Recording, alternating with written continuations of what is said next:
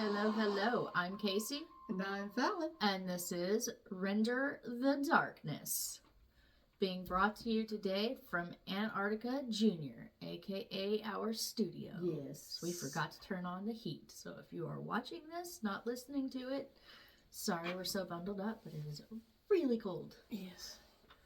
So cold. Really cold. Which makes sense because, we are going to be traveling to Canada for my case today. Ooh. Before we get into that, I'm going to give you a fun fact about Canada. I actually didn't know this. Hawaiian pizza was actually created in Ontario, Canada by Sam, I hope I say this right, Panopoulos? Panopoulos. Panopoulos. I always just assumed that Hawaiian pizza was created in Hawaii. Yeah, that makes sense. Then again, I always just assumed German chocolate cake was made in Germany, but it wasn't either, so, Oops, sorry. So, like I said earlier, we're going to be traveling to Canada for today's case, where we will be discussing a truly horrible case all the way around in every aspect. All true crimes, they kind of harbor their own level of horrificness and tragedy, but I always find it especially tragic in the cases when kids are involved. Mm-hmm. But they're also important cases to be told because they didn't have an opportunity to leave a mark on the world in any other way because they were so young. So the best we can do is just, try to keep their names alive out in the world and let them not be forgotten. Yeah, I completely agree. So that being said, that's also your trigger warning for the case. It does involve a child as a victim. So if that's something that you're sensitive to in any way at all, I strongly advise you skip this case. So the case we're going to be talking about today is actually a super, super controversial case, and it's pretty controversial even still to this day. And after you hear it, you're going to understand why. So let's get into it. Lynne was born Cheryl Lynne Harper on August 31st, 1946 in New Brunswick, Canada. Her parents' names were Leslie and Shirley Harper. She had two brothers, Barry, who was her older brother, and Jeffrey, who was her younger, so Lynne was the middle child. Lynne's father decided to join the military in 1940 after having been a school teacher. In July of 1957, the family relocated to the Royal Canadian Air Force Base, or the RCAF base at Clinton, Ontario, which was an air base near London. And from what I read, Lynne made a lot of friends when they moved there pretty quickly. She was described as energetic, loved baseball. She was devoted to her religious studies, even at her young age of 12. She enjoyed attending Bible study, Girl Scouts, or Girl Guides, I think it was called, as well as the Bible class that she was part of. And that's really what I could find about Lynne before the tragedy that we're fixing to get into. So I wish I could have found more on her, but again, that's one of the hard parts about covering cases about children. They've had such short lives. It's really hard to find a lot on children. It just is. So that brings us to June 9th, 1959. The area was in the midst of a major heat wave. Lynne made it home from school around 5:30 p.m. and was very much looking forward to going swimming in the pool that was located on the base. The only problem was one of the pool rules where that either a supervising adult had to be there or minors had to obtain a permit to be allowed to swim unsupervised. Unfortunately, Lynne had neither that day. She did try to get a permit. I couldn't really find out why, but for some reason she wasn't able to get it, and her parents weren't able to accompany her either. So this prompted her to just go back home, where she sat down and had dinner with her family. Okay. She ended up deciding to go for a walk around 6:15 p.m. And around 45 minutes after she left, she'd arrive at the base school, which is where she met up with Steven Truscott. Steven was 14 years old at the time and considered popular and shared 7th and 8th grade classes with Lynne. From what I read, Lynne told Steven that she wanted to go see a man that had ponies and lived north on Highway 8. Okay. Steven, on the other hand, he was on his way south of the highway to Bayfield River so he could see if any of his friends were around. But before he left, he offered to give Lynne a ride on his bike up to the county road, and he did, so he took her up the county road on his bike to the highway intersection. Okay. Once they made it back to the highway, according to Steven, he began pedaling back down the county road, and just as he was about to go across the Bayfield Bridge, he looked back to check on Lynne and saw her climbing into a gray, late-modeled Chevrolet Bel Air with a yellow license plate. By 11:12 p.m., when Lynne hadn't returned home, her father reported her missing. 2 days later, Lynne would be found deceased in the woods near Lawson's Bush, not far from where Steven claimed to have taken her. Oh, poor baby. Tragically, she had been strangled and sexually assaulted. Oh. And this kind of crime just did not happen here. This was a military base, so the community was in shock. Right, yeah. So much that the information of the crime quickly reached all the way to Toronto. Immediately, Ontario's Attorney General, who was Kelso Roberts at the time, put up a $10,000 reward for the capture of the perpetrator of, according to his words, quote, "this revolting and savage crime," end quote, which I agree with. Yep. So that reward was to be given whether the perpetrator was found dead or alive. Ooh. They did not care. That gave people an option. Yeah, they didn't care how they got him, they just wanted him. They should do that more often. Well, keep that in mind, because you can see why they probably shouldn't do that more often. Yeah, well. So, $10,000 back then would be roughly around $45,000 today. Okay. Harold Graham, who worked for Ontario's Criminal Investigation Bureau, was assigned to be the lead investigator by the Ontario Provincial Police. I'll be referring to the Ontario Provincial Police as the OPP for the rest of the case. Okay. Just because it's kind of long to say. Yeah. And also, I found when I was doing my research that I struggled to say it. So, not gonna lie. So, the day after Lynne's body was discovered, which was on the 11th, so the 12th, the OPP would pick up Steven Truscott, as he was the last person known to have seen Lynne alive. And they charged him with her murder. Oh. No one else Okay. was ever investigated, despite there being at least 3 other potential suspects living on base at the time, 2 of which were actually acquaintances of Lynne's family. Wow. And it was debated whether Steven should be tried as an adult or a juvenile. Remember, he's 14 years old. Yeah. On June 13th, Steven was officially charged with first-degree murder. On June 20th, he attended juvenile court in Goderich, Ontario, under the Juvenile Delinquents Acts of 1908, but the Crown ordered that the juvenile court wasn't experienced enough in the legal issues of the case, therefore, they shouldn't be the ones to handle the case. Mm-hmm. In the end, Steven would be tried as an adult. Oof. He'd stand trial in front of Justice Ronald Ferguson in the Huron County seat of Goderich. He pled not guilty. The Crown questioned 59 witnesses and introduced 76 pieces of evidence, including the coroner, Dr. Peniston, testified that Lynne had died between 7 p.m. and 7:45 on June 9th, 1959. Okay. Time of death was determined through examination of Lynne's stomach contents by placing them into a glass jar and then holding it up to a window for light. Ew. The coroner used this evidence to determine the time of death based on Lynne's last known meal. Okay. Eyewitness testimony and Steven's statements established that Lynne was in fact with Steven that evening. Another child saw Steven cross a bridge with Lynne on his bicycle and later saw Steven cross the bridge again without her. Okay. Physical examination of Steven 3 days after Lynne's death found 2 lesions on his penis. The lesions were used as evidence that he had raped Lynne.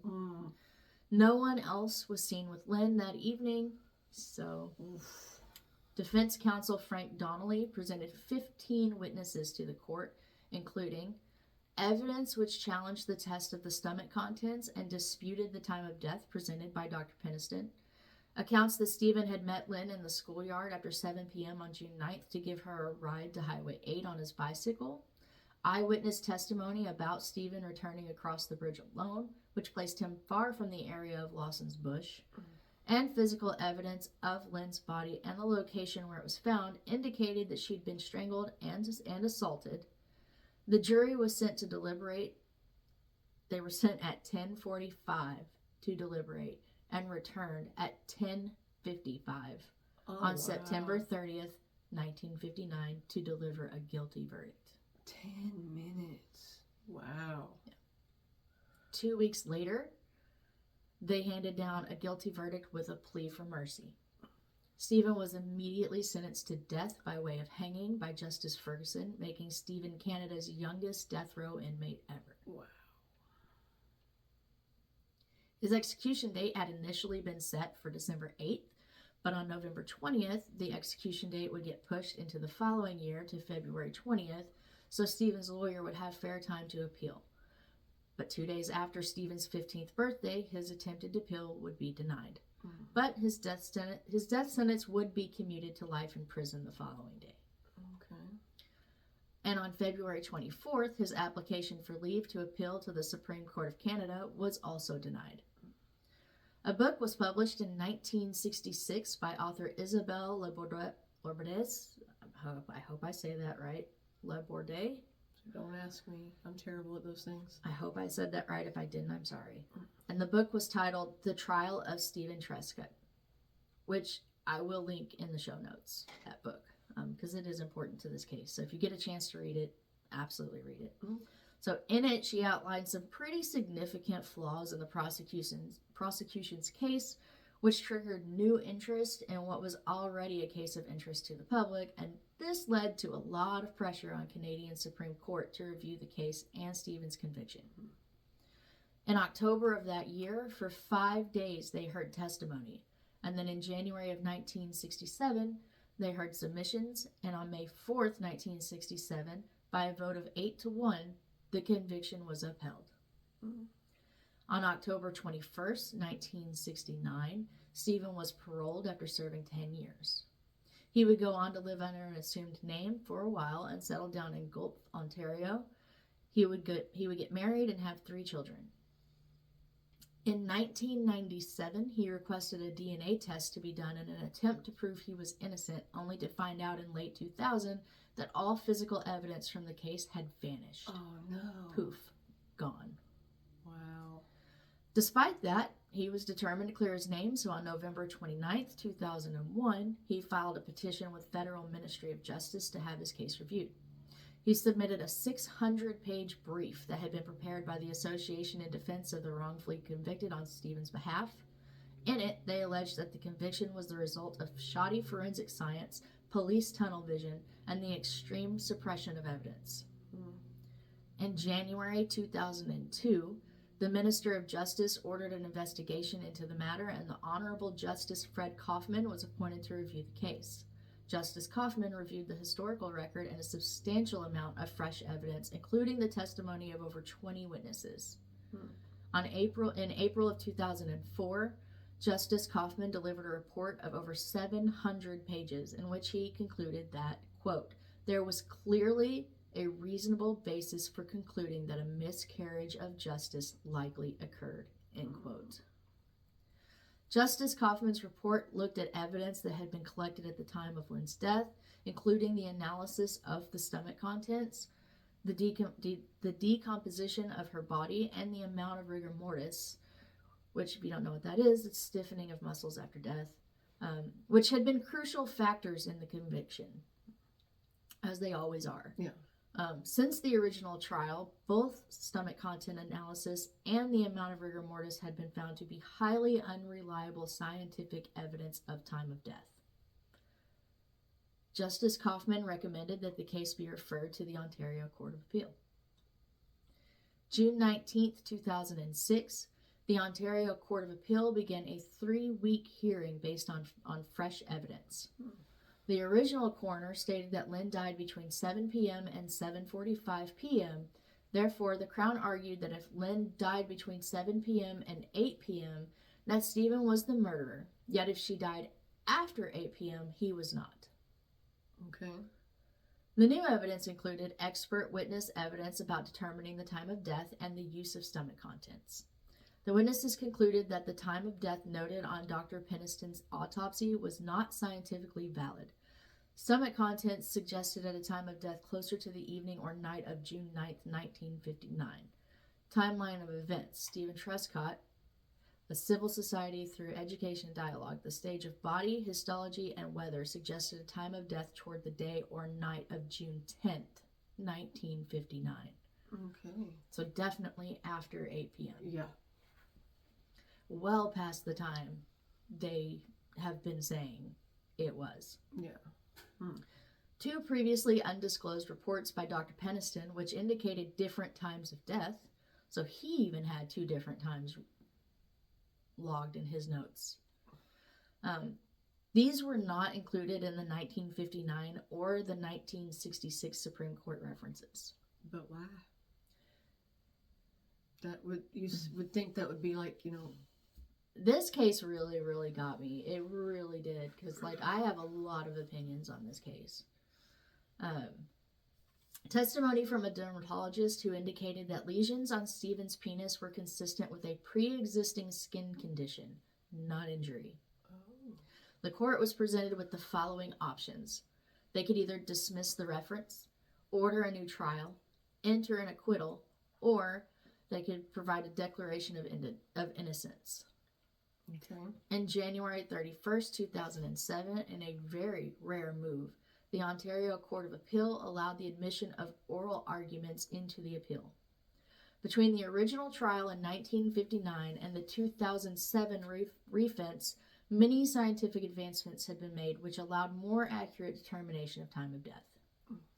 On August 28th, 2007, the Ontario Court of Appeal determined that the original verdict was a miscarriage of justice and must be nullified.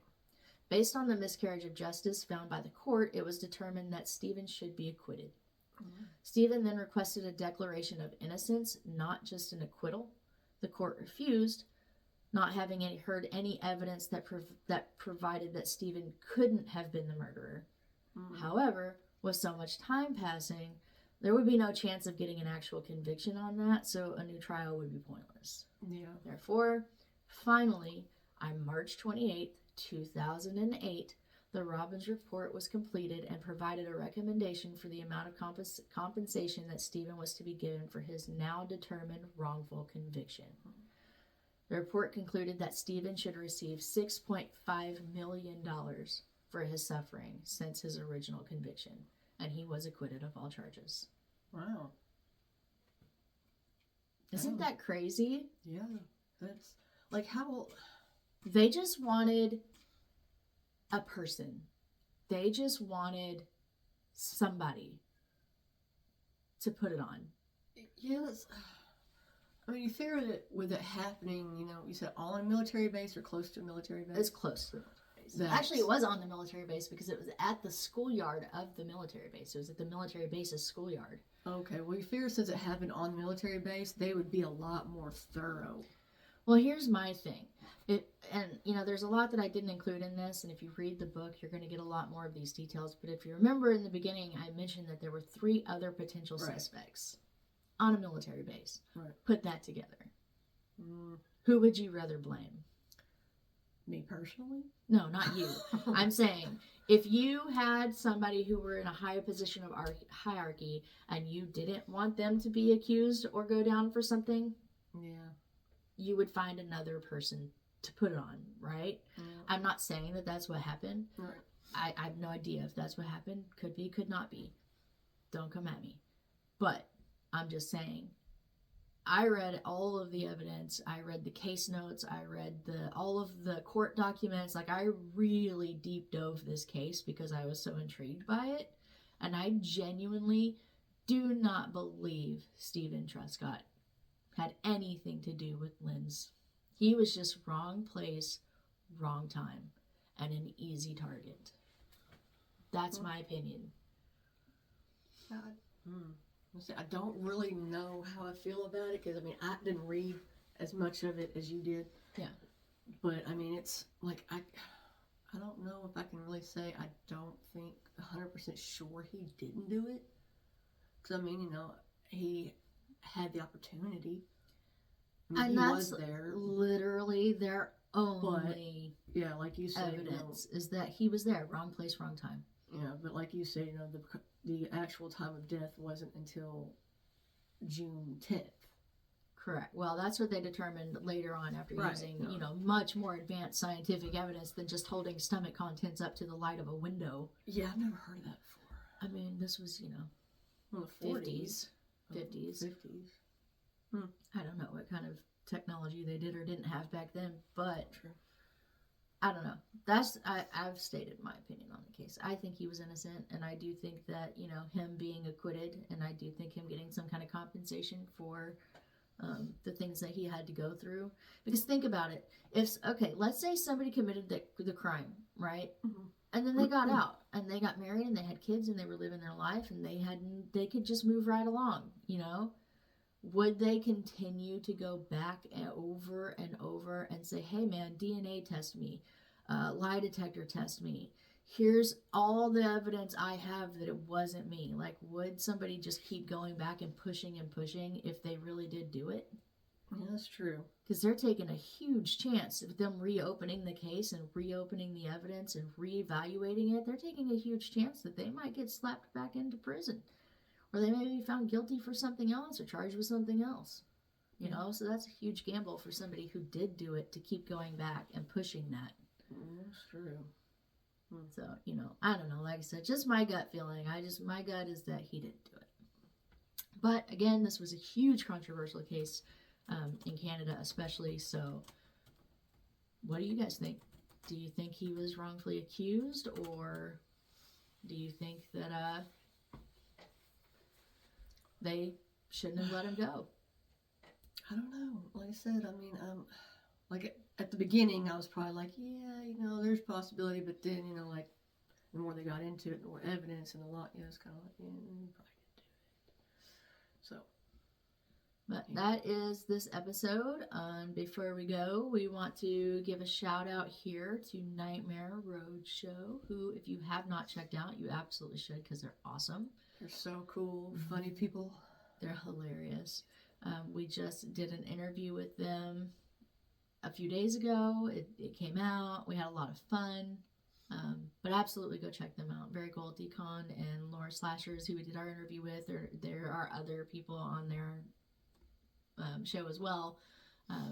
But very cool people. Yep. Very, very awesome show. They do a lot of ghost EVPs and stuff like that. So if that piques your interest, go check them out. Yeah. And we appreciate them allowing us to be on their show. That was an honor and a privilege. So we appreciate it very much. And we appreciate all you guys, and we appreciate all your support. And yeah, we hope you enjoy what we're doing. We hope you keep listening. Yep. Other than that, see you next time. Yeah. Stay safe, stay weird.